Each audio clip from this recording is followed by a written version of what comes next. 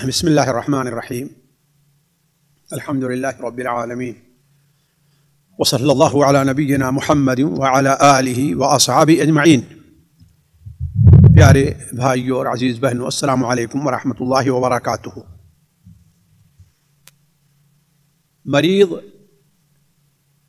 اور مرض یہ دو الفاظ ایسے ہیں جو ہمارے یہاں عام طور پر جانے اور پہچانے جاتے ہیں۔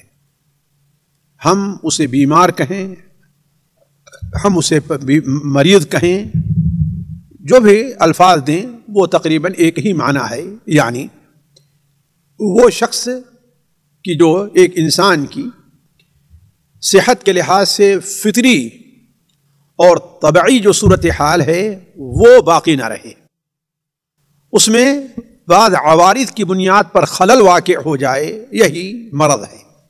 اب یہ مرض مختلف قسم کا ہوتا ہے، بعض مرض ہلکا ہے، بعض خطرناک ہیں، یہ الگ بات ہے، لیکن مریض وہی شخص ہے کہ جو اپنی فطری اور طبعی حالت پر باقی نہ ہو۔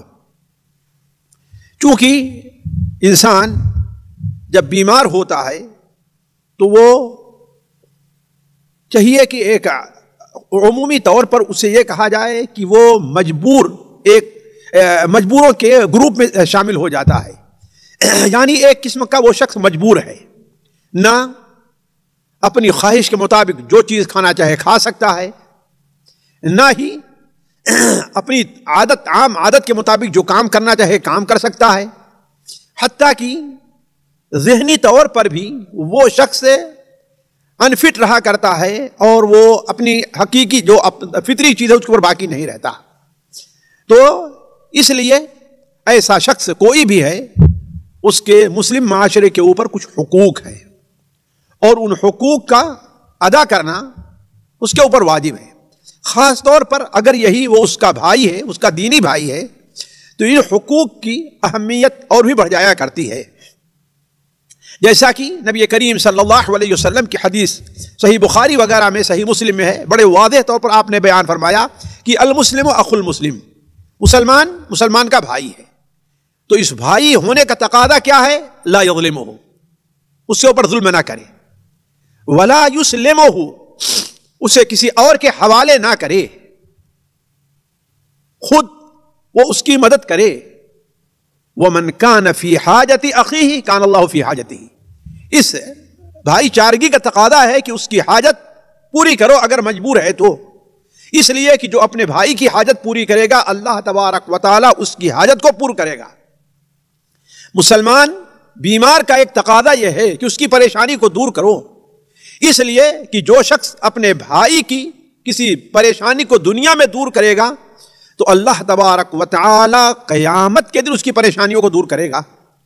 تو کہنے کا مطلب یہ ہے کہ چونکہ اسلام نے اسے بھائی قرار دیا ہے، اس لیے اس کے حقوق ہمارے اوپر آتے ہیں، اور یہ حقوق متعدد قسم کے ہیں۔ ان میں جو سب سے پہلا حق ہے وہ حق عیادت ہے۔ عیادت یہ لفظ بہت عام ہے قرآن مجید میں، حدیث رسول کے اندر، اور اس کی بڑی فضائل وارد ہیں۔ یہ عیادت عمومی طور پر جو ہے اس کے لیے بیمار پرسی کا لفظ استعمال کرتے ہیں، لیکن عیادت کا اصل جو معنی ہے وہ یہ ہے کہ بیمار کی اصل کی خدمت کی جائے۔ ہر وہ چیز جس کا حاجت مند بیمار ہے اس کے کام آیا جائے، اس لیے صرف عیادت کو بیمار پرسی یا مریض کی زیارت کے مقام پر رکھنا، یہ چیز حدیث کے جن حدیثوں میں یہ چیز وارد ہے پورا لیا جائے تو اس کا صحیح مفہوم نہیں آتا۔ تو مریض کی عیادت کے اندر کیا کیا چیز داخل ہے، ان میں خصوصی طور پر چند چیزیں ہیں جن کا اہتمام کرنا چاہیے۔ پہلی چیز یہ ہے کہ اس کی دیکھ ریکھ کی جائے۔ اس سلسلے میں یہ ہے کہ اگر وہ کوئی شخص بیمار ہے تو آدمی اسے تنہا نہ چھوڑے، بلکہ اس کے پاس جائے، اس سے پوچھے، اس کی دلجوئی اور تسلی کا سبب بنے۔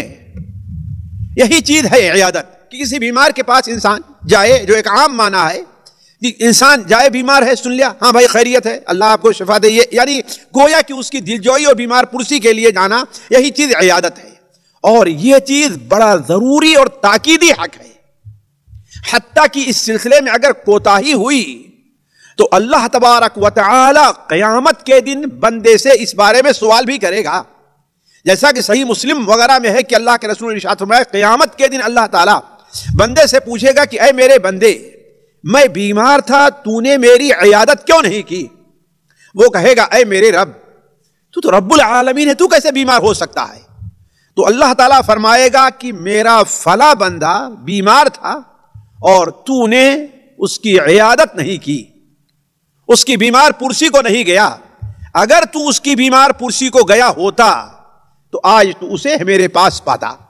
یہ موضوع مسلمانوں کے حقوق کے سلسلے میں گزر چکا ہے کہ مسلمان کا ایک حق کیا ہے، اس کی بیمار پرسی عیادت بھی ہے۔ اور ایسے موقع پر یہ حدیث پہلے بھی گزر چکی ہے اور یاد بھی رکھنے کے ہیں ابو ذر رضی اللہ تعالیٰ عنہ سے، جسے علامہ البانی رحمہ اللہ نے جسے صحیح ترغیب و ترہیب میں رکھ کے صحیح قرار دیا ہے کہ اللہ کے رسول نے ارشاد فرمایا ست خصال واجبۃ للمسلم علی المسلم یا للمسلم علی اخیہ المسلم، 6 ایسی کام ہیں جو ایک مسلمان کے اپنے مسلمان بھائی پر واجب ہے۔ من ترک شیئا منہن فقد ترک حقا واجبا، جس نے ان میں سے کسی ایک چیز کو بھی چھوڑ دیا تو گویا اس نے اپنے اوپر ایک واجب جو حق ہے اس کو چھوڑ دیا ہے۔ ان میں آپ صلی اللہ علیہ وسلم نے ایک چیز کیا بیان فرمائی، وَإِذَا مَرِضُ أَن يَعُودُهُ، اگر وہ بیمار ہو تو اس کی عیادت کرے۔ تو گویا پہلا جو حق اس کا ہم اب نام دے سکتے ہیں رعایت کا، یعنی مریض کی رعایت، جسے ہم اپنی زبان میں کہہ سکتے ہیں اس کی دیکھ بھال کرنا۔ تو یہ اس کا پہلا حق ہے اور اس کی متعدد صورتیں ہیں، چاہے انہیں الگ الگ حق رکھیے یا کہیے کہ رعایت اور دیکھ بھال کی مختلف صورتیں ہیں۔ پہلی صورت اس میں کیا ہے؟ عیادت ہے، یعنی اس کی بیمار پرسی کرنا۔ دوسری صورت جو اس سے اہم ہے وہ یہ ہے کہ اس کی تیمار داری کرنا، یعنی کس معنی میں؟ یعنی بیمار کی نگرانی کی جائے، اس کی خدمت کی جائے، اسے دوا دی جائے، اسے مناسب غذا دی جائے۔ یہ سارے کام جو ہیں ایک مریض جو اس کا حاجت مند ہوا کرتا ہے، اس لیے کہ چونکہ اس کی طبیعت اپنی اصلی حالت پر باقی نہیں ہے، لہذا وہ خدمت کا بھی محتاج ہو سکتا ہے، کوئی اسے اٹھائے، دوا کا ہی محتاج ہو سکتا ہے، کسی بھی چیز کا محتاج، مناسب غذا کا ہی محتاج ہو سکتا ہے۔ تو تیمار داری جسے ہمارے یہاں کہا جاتا ہے وہ یہ ہے کہ مریض کی خدمت کا خیال رکھا جائے، اور یہ بھی بہت اہم چیز ہے۔ نبی کریم صلی اللہ علیہ وسلم اس طرف بڑی خصوصی توجہ دیا کرتے تھے، اور آپ صلی اللہ علیہ وسلم جہاں اس کی فضیلت بیان فرماتے وہاں خود برف سے نفیس آپ صلی اللہ علیہ وسلم یہ کام خود بھی کیا کرتے تھے۔ چنانچہ صحیح بخاری اور صحیح مسلم میں ہے حضرت سعد بن معاذ رضی اللہ تعالی عنہ، جن کے پہلو میں غزوہ احزاب کے موقع پر جو ہے چوٹ لگ گئی تھی، پیر کٹ گیا تھا، تو آپ صلی اللہ علیہ وسلم نے ان کا خیمہ کہاں لگایا؟ مسجد میں لگایا۔ کیوں لگایا؟ حدیث شریف کے الفاظ ہیں لِيَعُودَهُ مِنْ قَرِيبٍ، تاکہ آپ کے قریب رہیں اور آپ ان کی دیکھ بھال کر سکیں، ان کی عیادت کر سکیں۔ اس لیے کہ اگر عام عیادت کا معنی ہے اس کا لیا جائے تو گویا کہیں بھی رہے ایک بار جا سکتے ہیں، لیکن بالکل قریب میں اپنے گھر کے قریب مسجد میں خیمہ لگایا، اس کا فائدہ کیا ہے کہ جب چاہیں ان کو جو ضرورت پڑے آپ صلی اللہ علیہ وسلم ان کے کام آ سکتے ہیں۔ اسی طریقے سے مریض کی رعایت اور دیکھ بھال میں یہ بھی ہے کہ مریض کو مناسب علاج دیا جائے، اس لیے کہ اللہ تبارک و تعالی نے جہاں مرض پیدا فرمایا ہے وہیں ہر مرض کا اللہ تعالیٰ نے علاج پیدا فرمایا ہے، اور وہیں اللہ تبارک و تعالیٰ نے علاج کا ہمیں اور آپ کو حکم دیا ہے۔ تو مریض کی تیمار داری، اس کی رعایت اس وقت تک پوری نہیں ہو سکتی ہے جب تک کہ جہاں ہم اسے اٹھانے بیٹھانے کا، ہم اس کے کھانے پینے کا، وہیں اس کے لیے مناسب علاج بھی ہم اس کو دیں اور اس کا انتظام کریں۔ اللہ کے رسول صلی اللہ علیہ وسلم کی حدیث جو سنن ابو داؤد میں ہے، ابو درداء رضی اللہ تعالیٰ عنہ سے مروی ہے، آپ صلی اللہ علیہ وسلم نے ارشاد فرمایا ان اللہ انزل الداء والدواء، اللہ تبارک و تعالیٰ نے بیماری بھی نازل کی ہے اور دوا بھی نازل کی ہے، اور ہر بیماری کے لیے اللہ تعالیٰ نے ایک دوا رکھی ہے۔ یہ چیز ایک مومن ہونے کے ناطے ہمارا آپ کا عقیدہ ہونا چاہیے کہ کوئی بھی ایسی بیماری دنیا میں نہیں ہے جس کی دوا اللہ تعالیٰ نے پیدا نہ کی ہو. لیکن آج بہت سی بیماریاں جسے لا علاج کہا جاتا ہے، یہ انسان کی اپنی کمزوری ہے یا انسانوں کی اپنی شرارت ہے، یا جو لابی دواؤں اور دواؤں کی کمپنیوں پر بیٹھی ہوئی ہے وہ بہت سی بیماریوں کا صحیح علاج اور صحیح دوا وہ ایجاد کرنے ہی نہیں دیتی، اس لیے کہ ان کی دوائیں چل رہی ہیں، خواہ بلڈ پریشر کی شکل میں ہے یا شوگر کی شکل میں ہے. اس لیے کہ اگر یہ علاج اس کا ہو جائے تو ان کے جو دوائیں اس سلسلے میں چل رہی ہیں وہ بند ہو جائیں گی. اس لیے کہ آج بھی آپ دیکھیں شوگر اور بلڈ پریشر یہ دو عام ایسے مرض ہیں جس کا کوئی علاج ان کے پاس نہیں ہے، صرف مسکنات یعنی اس کو کام چلانے والی بات ہے بس. لیکن اللہ تعالیٰ نے اس کا علاج پیدا کیا ہے، جو شخص جانے وہ جانے، جو نہ جانے وہ نہ جانے. اس کے بعد آپ نے ارشاد فرمایا کہ فتداؤوا ولا تداؤوا بحرام، لہذا تم لوگ دوا کرو اور حرام چیز کے استعمال سے دوا نہ کرو. تو کہنے کا مطلب یہ ہے کہ اللہ کے رسول صلی اللہ علیہ وسلم نے بیمار پرسی کا بتایا ہے، تو اس کی ایک صورت یہ بھی ہے کہ ہم بیمار کا علاج بھی کریں، اسے دوا بھی دیں. خود نبی کریم صلی اللہ علیہ وسلم نے اپنی زندگی میں یہ کام کیا ہے. چنانچہ حضرت جابر بن عبداللہ کی روایت صحیح مسلم میں ہے، حضرت ابی بن کعب رضی اللہ تعالی عنہ غزوہ احزاب کے موقع پر ان کے پہلو میں زخم آ گیا تھا، تو نبی کریم صلی اللہ علیہ وسلم نے ایک شخص کو بھیجا، کہا جاؤ وہاں پر کئی کرو اور داغو. میں اس حدیث کو پڑھ رہا تھا تو ایک نقطہ میرے ذہن میں آ رہا تھا کہ علاج کس قدر تاکیدی ہے.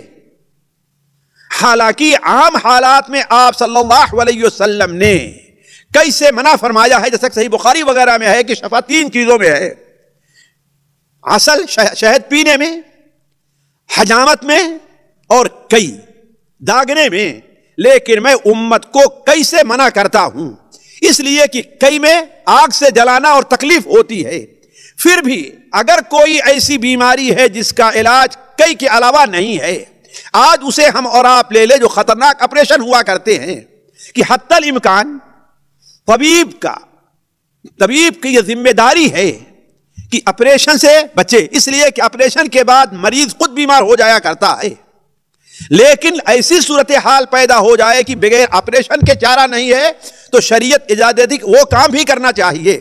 تو نبی کریم صلی اللہ علیہ وسلم نے کہاں منع کیا ہے کئی سے، اس کے باوجود خود بھی آپ صلی اللہ علیہ وسلم نے کئی کا حکم دیا.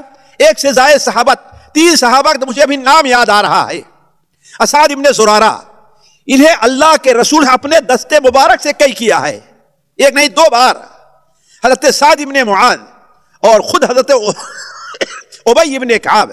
اس سے معلوم ہوتا ہے کہ علاج کی شریعت میں اہمیت ہے اور ایک مریض کا حق بنتا ہے کہ ہم حتی الامکان، اگرچہ وہ کہے کہ نہیں ہمیں علاج نہیں ہے، لیکن ہماری ذمہ داری کہ ہم اس کو سمجھا کر کے اس پر زور دے کر اس کو علاج کرائیں. اس لیے کہ جہاں اس کا یہ حق ہے وہیں اللہ تبارک و تعالیٰ کا یہ حکم بھی ہے. اسی طریقے سے مریض کی رعایت کے اندر ایک چیز اور بھی داخل ہے، یا کہہ لیجئے کہ مریض کا ایک حق ہے، وہ یہ ہے کہ مریض کی مالی مدد کی جائے. مریض کی مالی مدد کیوں ساتھیوں یہ بات میں کہہ رہا ہوں، اس لیے کہ دیکھیے جب انسان بیمار ہو جاتا ہے تو اس کی جو فطری اور طبعی حرکت رہا کرتی ہے، کمانے کی، کھانے کی، ڈیوٹی دینے کی، مزدور ہے تو مزدوری کرنے کی، لے کر کے آنے کی، اس چیز میں رکاوٹ بنتی ہے. اور جب رکاوٹ بنتی ہے تو اس کے پاس مال کی کمی ہو جاتی ہے. یہ مال گھر کے خرچ کے لحاظ سے بھی ہو سکتا ہے، دوا کے لحاظ سے بھی ہو سکتا ہے، یا بعض لوگ بیمار ہیں ان کی مالی حیثیت اتنی زیادہ نہیں رہتی ہے کہ وہ مال خرچ کریں دوا کے لیے. لیکن ایک مسلمان مریض ہو، ایک مریض ہونے کے ناطے مسلمانوں کے اوپر یہ حق ہے کہ اس سلسلے میں ان کی مالی مدد بھی کریں تاکہ وہ علاج، حتیٰ کہ اس کے لیے تو علماء نے یہاں تک رکھا ہے کہ اگر زکوٰۃ کا پیسہ بھی خرچ کرنا پڑے، زکوٰۃ کا بھی خرچہ کرنا پڑے تو اس کے لیے بھی یہ چیز جو ہے خرچ کی جائے گی اور مریض کا حق ادا کیا جائے گا. یعنی گویا مریض کا حق اللہ تبارک و تعالیٰ نے زکوٰۃ کے مال میں بھی رکھا ہے، تو ان کی مالی مدد کی جائے. اور ہمیں وہ حدیث ہمیشہ اپنے سامنے رکھنی چاہیے جو امام طبرانی رحمہ اللہ نے حضرت عبداللہ ابن عمر سے اپنی معجم الکبیر میں، صغیر میں، اوسط تینوں میں نقل کیا ہے کہ نبی کریم صلی اللہ علیہ وسلم نے ارشاد فرمایا احب الناس انفعهم للناس. مجھے اس موقع پر ایک حدیث بھی یاد ہے جو جابر بن عبداللہ سے صحیح مسلم وغیرہ میں موجود ہے، سنن ابو داؤد میں، کہ آپ صلی اللہ علیہ وسلم نے یہ جو بیان فرمایا تھا کہ من استطاع منکم ان ينفع اخیہ فلینفع، تم میں سے جو شخص اپنے بھائی کو نفع پہنچا سکتا ہے وہ نفع پہنچائے. یہ آپ نے علاج ہی دم کے بارے میں بیان فرمایا ہے، دم کے بارے میں گویا کہ اس کا علاج تو ہونا چاہیے. تو اللہ کل حال آپ نے بیان فرمایا اللہ تعالیٰ کے نزدیک سب سے محبوب وہ شخص ہے جو لوگوں کے لیے، صرف مسلمانوں کے لیے نہیں، لوگوں کے لیے مفید ہو. اور ظاہر بات ہے آپ بیمار کو پیسہ دے رہے ہیں تو گویا آپ بیمار کے آپ نے فائدہ پہنچایا ہے. اور آگے آپ نے بیان فرمایا وَأَحَبُّ الْأَعْمَالِ إِلَى اللَّهِ. ذرا غور کریں اس حدیث کا. میں سمجھتا ہوں کہ بیمار سے ذرا شاید ہی کوئی شخص محتاج ہو، شاید ہی کسی کے اوپر یہ حدیث مکمل طور پر 100% فٹ آتی ہوتا ہے، بیمار کے اوپر فٹ آتی ہے. آپ نے بیان فرمایا کہ سب سے محبوب اور پیارا عمل اللہ تعالیٰ کے نزدیک یہ ہے کہ سرور تدخلہ علی مسلم، کسی مسلمان کے دل کو خوش کر دیں. ایک عورت ہے، ایک مریض، ایک غریب آدمی ہے، ایک فقیر ہے، اس کے یا اس کے بچے کے لیے دوا کا پیسہ نہیں ہے، آپ اگر اس کی دوا کا انتظام کر دیں تو کس قدر وہ خوش ہوگا. تو سرور تدخلہ فی قلب مسلم او تکشف عنہ کربہ، یا اس سے کسی پریشانی کو تو دور کر دے، یا اس کے تو قرض کو دور کر دے، ادا کر دے، یا تو اسے بھوکا ہے تو اسے کھانا کھلا دے. تو یہ ایسا کام ہے جو اللہ تعالیٰ کے نزدیک سب سے زیادہ محبوب ہے. اور اس سے بھی آگے بتائی آپ نے فرمایا کہ میں کسی مسلمان کے ساتھ جا کر کے اس کی حاجت کو پوری کر دوں، اسے دوا دلا دوں، اس کا بھوکا ہے اس کے کھانے کا انتظام کر دوں، تو یہ میرے نزدیک اس مسجد یعنی مسجد نبوی میں ایک ماہ اعتکاف کرنے سے بہتر ہے. ذرا سوچیے آپ. تو مسلمان مریض کی مالی مدد کرنا یہ اس کا ایک حق ہے. جب صرف مجرد عیادت کے بارے میں اللہ تعالیٰ یہ فرماتا ہے کہ اللہ تعالیٰ بندے سے قیامت پوچھے گا تو نے میرے بھائی کی، تم نے میری عیادت کیوں نہیں کی، تو بندہ کہے گا اے اللہ تبارک و تعالیٰ تو رب العالمین کہے تیری عیادت کروں. تو آپ نے فرمایا کہ میرا بندہ بیمار تھا، اگر تو اس کی عیادت کرتا آج اس کا اجر میرے پاس پاتا. تو یہ صرف عیادت جو پوچھنے کے لیے، سوال کرنے کے لیے جب اس کے بارے میں ہے تو چہ جائے کہ اگر وہ مال کا محتاج ہے تو اس میں اگر ہم سے کوتاہی ہوتی ہے تو کتنا بڑا گناہ ہوگا. اسی لیے آپ دیکھیں گے سبحان اللہ، اگر ہم دیکھتے ہیں سلف کے اس سلسلے میں واقعات تو کس قدر وہ اہتمام کیا کرتے تھے. ایک تابعی ہے ابراہیم بن ابی عبلہ، امام بخاری رحمہ اللہ اسے اپنی کتاب الادب المفرد میں نقل کرتے ہیں. وہ بیان کرتے ہیں کہ ایک بار میری بیوی کا انتقال ہو گیا، میری بیوی کا بیمار پڑ گئی میری بیوی. تو میں حضرت ام دردہ کے پاس آتا تھا، یعنی آنا جانا تھا. تو میں ان کے پاس آیا تو انہوں نے کہا تمہارے گھر والے کیسے ہیں؟ تو ہم نے کہا بیمار ہیں. انہوں نے کہا اچھا بیٹھو. مجھے بیٹھایا، کھانا منگائی اور مجھے کھلا دیا. ہو سکتا ہے بیچارے یہ غریب رہے ہوں یا گھر میں پکانے والا کوئی نہیں ہے، اپنا اس کا اہتمام ہے. کہا کہ ایسے دوسری بار آیا، ہم سے پوچھا کہ کیسے ہیں تمہارے گھر والے؟ ہم نے کہا بیمار ہیں. کہا بیٹھو. بیٹھایا مجھے اور کھانا منگا کے کھلا دیا. ایسے 2-3 بار ہوا. پھر ایک بار میں ان کے پاس پہنچا تو انہوں نے یہی ہم سے سوال کیا کہ تمہارے گھر والے کیسے ہیں؟ تو ہم نے کہا الحمدللہ وہ شفا یاب ہو چکے ہیں. تو کہا بس اب میں تم کو کھانا نہیں کھلاتی، اس لیے کہ تم اس وقت حاجت مند تھے، گویا مالی مدد کے کھانے کی شکل میں، اور اب تم نہیں ہو تو اب میں اس بارے میں تمہاری مدد نہیں کرتی. تو علی کل حال کہنے کا معنی یہ ہے کہ مریض کی مالی مدد کرنا یہ بھی اس کی رعایت کے اندر داخل ہے.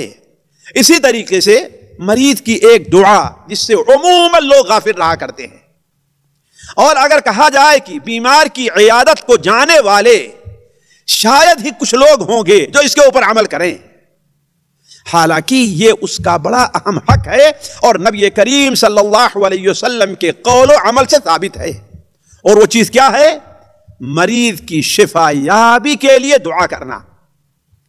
اب آپ کہیں گے ہمیں ہر آدمی کے ساتھ اللہ اس کو شفا دے، یہ اچھی چیز ہے، لیکن سوچیں کہ معاملہ ہم نہیں کہتے، لیکن یہ کہ جو دعا کا جو ہونا چاہیے طریقہ یا دعا کی جو نیت اخلاص ہونا چاہیے، یہ چیز عموماً نہیں پائی جاتی، جبکہ نبی کریم صلی اللہ علیہ وسلم نے تعلیم دیتے ہوئے فرمایا، سنن ترمذی وغیرہ میں روایت ہے کہ آپ صلی اللہ علیہ وسلم فرمایا کہ من عاد مریضا لم يحضر اجلہ، اگر کوئی شخص کسی مریض کی عیادت کرتا ہے، اور یہ نسخہ ساتھیوں مجرب ہے، یہ نسخہ مجرب ہے، فرق یہ ہے کہ آپ اخلاص سے یہ عمل کرنے کی کوشش کریں۔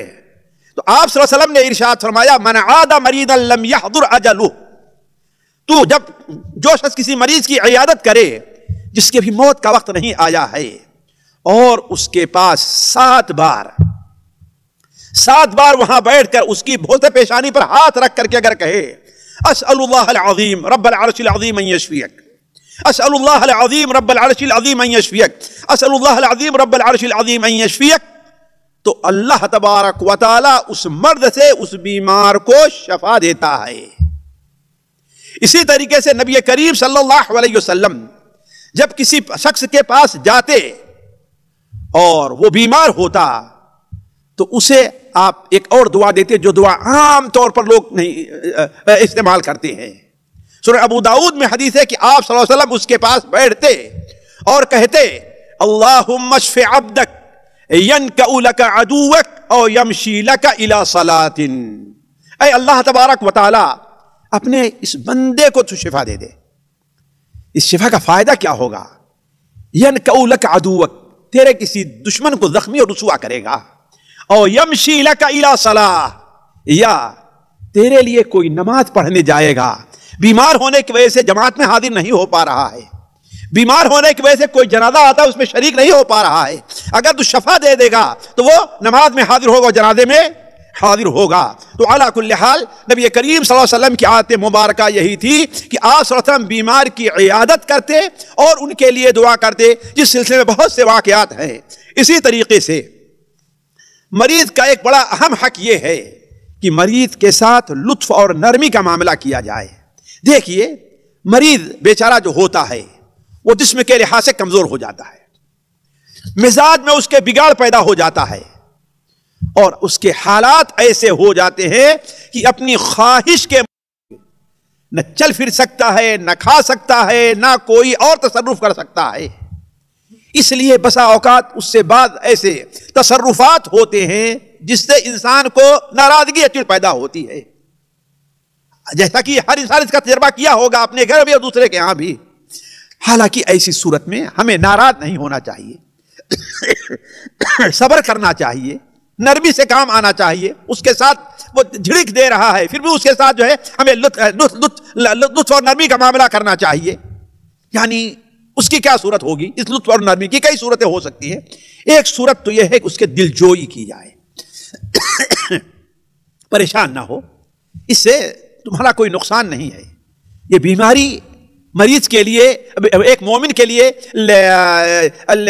بڑی رحمت ہے بیماری، ایک مومن کا اس میں فائدہ ہی فائدہ ہے، نقصان نہیں ہوتا۔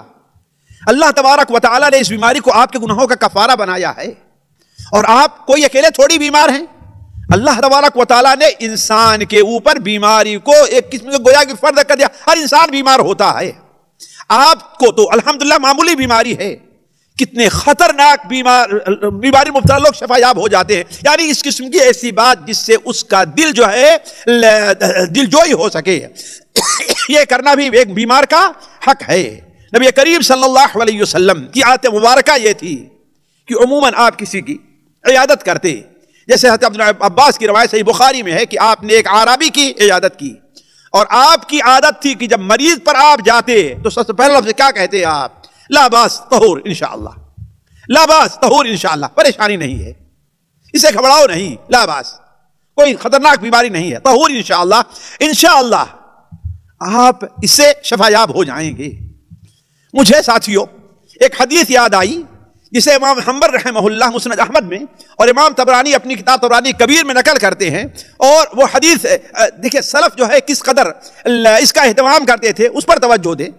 ایک تابعی ہیں محمد بن خالد، ان کے دادا ہیں ابو خالد السلمی، تو وہ بیان کرتے ہیں محمد بن خالد کہ ہم نے اپنے والد خالد سے سنا، اور ہمارے خالد اللہ کے رسول کے صحابی اپنے والد سے وہ بیان کرتے تھے کہ ایک بار وہ اپنے کسی بھائی کی زیارت کے لیے اس سے ملاقات کے لیے جا رہے تھے، نکلے تھے کس غرض سے؟ ملاقات کے لیے۔ راستے میں ان کو معلوم ہوا کہ ہمارا فلاں بھائی جس سے ہم ملاقات کے لیے جا رہے ہیں وہ بیمار ہے، تو نیت کر لیا کہ چلو ہم اس کی عیادت بھی کر لیں گے۔ پھر جب اس کے پاس پہنچے تو اس سے کہا اتیتک زائرا عائدا ومبشرا، میں آپ کے پاس زیارت کرنے کی نیت سے، عیادت کرنے کی نیت سے، اور آپ کو خوشخبری سنانے آیا ہوں۔ ان کے اس بھائی نے کہا، دینی بھائی تھے، کہ سبحان اللہ، تینوں کام ایک بار کر لیا آپ نے، ایک ساتھ میں تینوں کام ہو گئے، یہ کیسے ہوا؟ تو کہا ہاں ہوا یہ ہے کہ میں گھر سے تو نکلا تھا کہ آپ سے ملاقات کے لیے جا رہے ہیں، راستے میں تھا تو مجھے معلوم ہوا کہ آپ بیمار ہیں، تو ہم نے مریض کی عیادت کی بھی نیت کر لی۔ جانتے ہیں زیارت کا ہی بہت بڑا اجر ہے للہ فی اللہ، اور مریض کی عیادت کا ہی بہت بڑا اجر ہے۔ یہ موقع نہیں کہ دونوں بیان کیے جائیں، لیکن بہت بڑا اجر ہے۔ ان میں سے ایک اجر یہ بھی ہے کہ اللہ تعالیٰ عرش کے سائے میں قیامت کے دن رکھے گا ایسے لوگوں کو۔ اور جو مریض کی عیادت کے لیے جاتا ہے، صبح کو جائے تو شام تک 70,000 فرشتے اس کے لیے دعائیں مغفرت کرتے ہیں، معمولی چیز نہیں ہے۔ تو کہا میں تو آپ سے ملاقات کے لیے نکلا تھا، لیکن راستے میں جب معلوم ہوا کہ آپ بیمار ہیں تو ہم نے مریض کی عیادت کی بھی نیت کر لی، اور جب آپ کے پاس پہنچ گیا ہوں تو میں نبی کریم صلی اللہ علیہ وسلم کی ایک حدیث آپ کو سنانا چاہتا ہوں۔ یہ ہے اصل محل شاہد کہ اس کی دلجوئی کی جائے، یعنی ایسی باتیں کی جائے جس سے اس کا دل خوش ہو۔